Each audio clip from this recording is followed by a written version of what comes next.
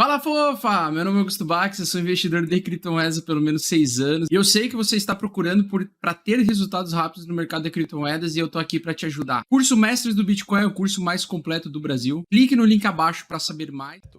Primeira coisa aqui que eu acho que vai ser a mais importante ao longo dessa semana é a questão do aumento da taxa de juros do Fed, né? Então, a partir da quarta-feira, o Fed ele vai divulgar a nova taxa de juros norte-americana. Isso começa a deixar o mercado, né, um pouco apreensivo, de uma certa maneira, e todo mundo está esperando um pouco qual que vai ser essa divulgação antes de realizar grandes movimentações financeiras ou alguma coisa nesse sentido. A matéria que eu estou mostrando aqui para vocês e que fala um pouco a respeito disso, ela está colocando essa dúvida se o aumento da taxa de juros vai ser de 0,5% na quarta-feira ou de 0,75%. A grande verdade é que a maior parte do mercado, e aí eu vou até mostrar aqui para vocês, né, no Fed Watch da CME, que é uma bolsa de futuros e que ela precifica um pouco dessa expectativa do mercado, está prevendo que o aumento da taxa de juros vai ser por volta de 0,5%. Ainda tem uma parte ali, mais ou menos 25% do mercado, que acha que a gente pode ver um aumento da taxa de juros de 0,75%.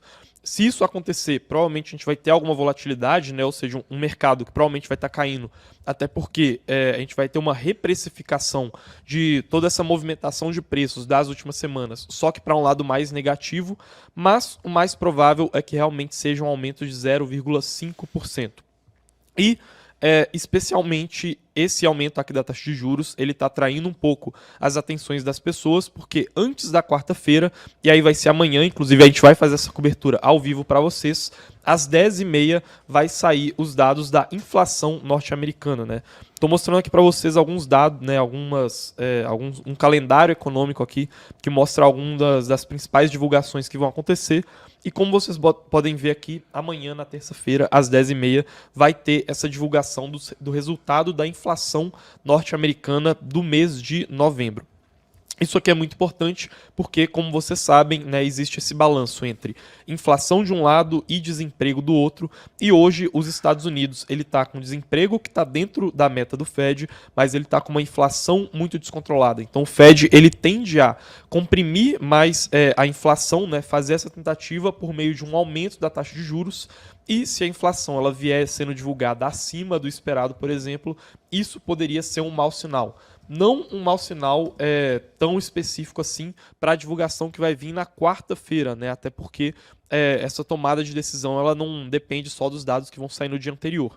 Mas, né, a divulgação dessa inflação aqui ela pode afetar o discurso do Fed que vai acontecer na quarta-feira às 4h30 da tarde, né? Então, dependendo de como o Fed interpretar esses dados da inflação, isso sim pode movimentar muito o mercado, né? Sempre nesse sentido de uma inflação mais alta, apesar de mostrar que é uma economia mais aquecida, também mostra que o Fed vai ter que combater essa inflação mais alta e, por consequência dele combatendo essa inflação mais alta com o aumento da taxa de juros, isso acaba sendo ruim para os mercados de renda variável, como é o caso do mercado de ações e como é o caso do mercado cripto, por exemplo, né? Mas esses são os principais dados, né, macroeconômicos que a gente vai ter que acompanhar.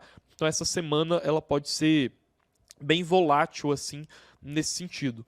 Na semana passada, a gente teve a divulgação dos dados de seguro-desemprego lá nos Estados Unidos. Isso aqui saiu na quinta-feira passada, né? Acabou que a gente não teve o cripto hoje na sexta, né? A gente estava planejando, né? A gente foi até para um cenário diferente, queria fazer o cripto hoje lá, ajeitou tudo, mas acabou que a gente teve alguns problemas ali relacionados à internet, acabou não trazendo isso aqui para vocês, mas, né, foi um dado importante que foi liberado ali na quinta-feira, que foi sobre os pedidos de seguro-desemprego lá nos Estados Unidos.